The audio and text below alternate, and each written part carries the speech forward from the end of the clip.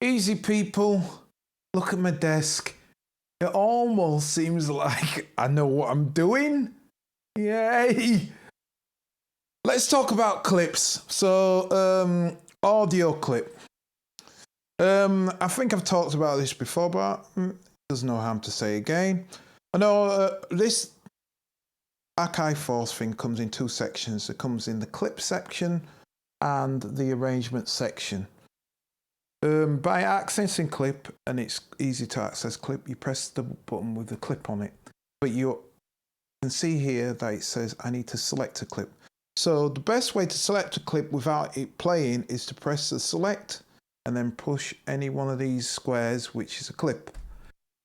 So I'm into my clip. I'm going to talk about audio clip. There's 4 headings with the audio clip. This heading is list. There's no data. List is for MIDI information and CC data. Well, there is none because it's an audio clip. So the only two what we're interested in is clip and grid, because the third one is the arrangement. So in this clip section, you have like how much of the clip is played. Is it going to be looped? Where is it going to start? Where is it going to end? And so on and so forth. I've talked about this before because this is what you can use for setting up for mixing if you want to use it as a DJ mixer. I was going to zoom in. In fact, should I zoom in? Yeah, we'll zoom in. Let's do it in real time. So I'm going to move this mad closer. Oh, look at that now. Oh, my nice screen has got all mushed up now. Oh, we're all nice and that lot, and now you can see all the leads. Oh well, such is life. Right, let's get this up a bit. There we go. So hopefully you can make out everything here. I'm hoping, fingers crossed. So, as I was saying before, the way you could edit, the previous way I would edit to start a screen was I would take it to naught, and then I'd press this, and then I'd move with a data dial to find my thing, to find wherever I'm going to start or move the clip. But what I realised is you don't even have to do any of that. You can keep this on a bar, and you use play, because play is instant. So now let's say I wanted to go through here to find the start where I want to start this clip from playing. I'll put this into screen mode so that I can use these dials to zoom in and out. And then let me say, right, I want it to start here, and I'm on my bars, beats and divisions, so I'm on bars now, so I can go right through. And actually, do you know something? I'm talking crap because I just remembered this doesn't snap by bars when you use the dials, and that's the advantage. When you use the data dial, it snaps by bars. But when you use these dials, it's kind of like fine, and it's contextually fine as well, because if I zoom out, so that's a quick way of getting to wherever. So let's say I want to somewhere, I'm going to do it on this next bar, then I can use the data dial to, I'll zoom in a bit, and then yeah, there I am. I can use the screen to see that. So I'm going to start this. So this tune's going to start there, and I want the loop. I want it to loop. So what I'm going to do is I'm going to go and get the loop length. I'm going to say I want it to be one bar long. So I want it to be 1 bar length, and then I just move the start. So like, here's a good example. I'm going to make this play now from here, and then it's going to just loop. As I've stated before, what would be fantastic, and you can do the same thing with samples in a drum clip, but I'm not talking about that at the moment. What would be nice, not for the clip, but what would be nice in drum programs, since I'm talking about that, would be if it releases, so you never know. Hopefully in a future one they'll do that. So here I've got my thing, so watch what happens now. I'll play this and then it's gonna loop and it'll just keep looping forever. Another thing that you might not be aware of is if I want these to combine together, all I have to do is move the loop start and then they connect together, and then now everything moves as one, they unify. The other thing what is brilliant, what you might not be aware of, is the start doesn't have to come before the loop. So the start has to work within a loop, but it doesn't have to come before the loop. So for example, I can now move this start to there. So what's going to happen here? It's going to play and then it's going to loop back on itself. And that's a good way of getting stuff. If something you loop in doesn't loop in the right position that you want it to, and then you can fix that by putting the trim clip and then doubling it up and then just moving it to the start button. There's loads of tricks like that. So that's clip edit.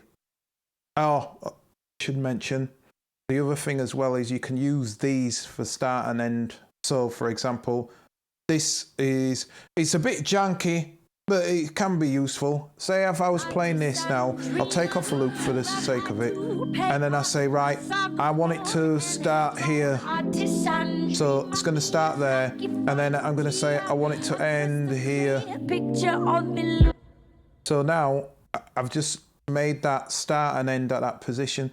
So if I put into loop, there you go, zoom out.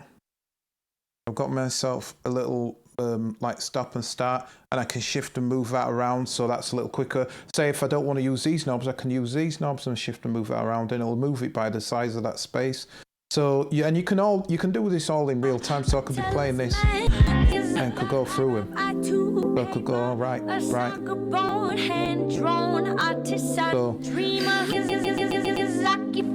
So I like that. Maybe I'll half that. So I'll say, yeah, that's nice. Let me tighten it up because it's not. I want it to be, I don't know, 1 bar, 2 bars. No, I want it to be 1 bar. So I'll move that to 1 bar. There we go. Say, I'll change my mind now. I've heard another loop somewhere else. Go all right. Yeah. So, and if you notice here, it's not starting tight, so I could just move them so that it gets to a knot position and then fix it from there. So let's say, I don't know, say I have had a knot position there, and then I want to tighten it up and use the data dial as a snap, and that'll snap me in. Hopefully all of that kind of made sense. I'm going to break this down into little elements, I suppose. So that's clip edit. Launch, just in case you don't know what launch is. Launch is what the snap, when it's global, it's based on what this snaps to. So at the moment this snaps to 1 bar. So if I press this, as long as I keep hitting it, it won't re-trigger until a bar's played, because the global is set to a bar. You can't see this, but I've set the global to a bar because I'm going to have to lift up the camera again to show that. But if I say it to quarter by pressing shift and number 6, it's now set to quarter. So watch. So let's say I say, all right, I'm going to say it to 16ths now. Ah, stop. Shut up, you. So it's 16ths now. So that, again, is a good way if you want to do any kind of remix and then record that, and you'll have it trigger and then just put it back to normal. And that's a quick way of getting them kind of stutter effects as well, but like actual fixed stutter effects as opposed to automated stutter effects. So that's another trick. Trigger this is trigger mode, so when I'm pressing it, it triggers. But if I put it to toggle, it means it's an on and off switch. So if I place that, it's going to keep playing, and then if I press it, it'll stop. And it also stops based on the launch. So now let me change the launch from global to show you. If I went to this now, let's say I went to I don't know, eighth of a bar. That means whenever I press this, it's going to start and then it's going to stop at eighth of a bar. If I put that as a trigger, this is going to trigger at eighth of a bar. And here's what's crazy. This thing goes right up far to 164th. So you could go Glitch City on here. If you put quantize on us and did it right, you could have perfectly timed, glitched out clip things moving. And because because you've got the arranger, you can actually record all of those effects into real time, then copy them back into a clip. So now you've got a stuttered clip doing all that you can now put back into a tune again, looping back and that. So it's kind of similar to how I use a looper. If you've not seen anything about my looper thing, look, there's a guide to looper.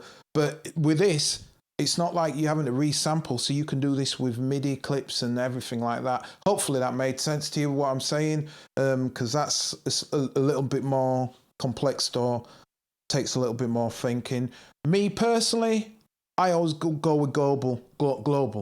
I go with global. So if I was going to do that stutter effects, I'd do it here on the shift, and then maybe if I wanted to go 16th, I go shift number 8, do that, and then set it back after I've recorded it. And I mean, obviously, recording that information into the arranger. So hopefully that's made sense with clip edit. So I'm going to do grid edit next, because it's better to break this down. It makes more sense. If there's anything that I've missed, legato just means it'll play after you press this one and you press another one after it, it'll continue from the same position. And trim clips, trims the clips. Now I've just remembered I've got to tell you about edit. So edit, right, for a clip does all that basically. There's no else to it really. Trim to clip means if you do it like that, it'll do what it does on here. Trim clip. Hopefully you can kind of make these out. You'll be able to make them out on your actual thing, proper thing. All of the stuff what I'm saying now is for anybody who's got one of these. So I'm assuming everybody who's watching this has got an Akai Force. If you don't worry about this, wait until you get Akai Force. This stuff is important. Export as audio. You can export an audio file. It'll actually save the file. My tip, the advice would be, I would go into Arranger, put something down here, and then I'd use bounce to sample. The difference between bounce to sample and exporting an audio is if you bounce to sample, you don't have to save that sample. Because me, I'm a person, I don't save. I could work hours. I'm crazy. Like I work hours on a tune and I won't save it because I want to know exactly what I want to get rid of before I save a tune. So I don't like having cluttered files. I wish there was a better way that you could kind of get rid. I wish you could purge project folders, but you can't. So I don't like the idea of like pressing save and saving a whole load of drum kit and sounds that I might not want to use. So that's me. So what I would suggest, if you were going to ever do any kind of not flattening, if you were ever doing any exporting audio or anything like that, and you weren't quite sure you wanted to save it into a project, record it into here and then press bounce, and that means it's only in the memory and you don't have to save it. You can decide if you want to save it later. So that would be the only tip I give from there. And the rest, flatten clip, is just literally, if I did this, no, I'm going to show that in the next one. I'll show that in the next one. So that's just the basics of the clip edit, and I'll show this in audio, clip edit in audio, and I'll show the second thing about audio clip editing in another tutorial. So all right then, hopefully that was helpful. If there's anything I've forgotten, please just ask a question, and as always, like and subscribe, helps me out. All right, take care, and until next time, hey. my thumb. Yeah, my thumb's there. Hitchhiking. See ya.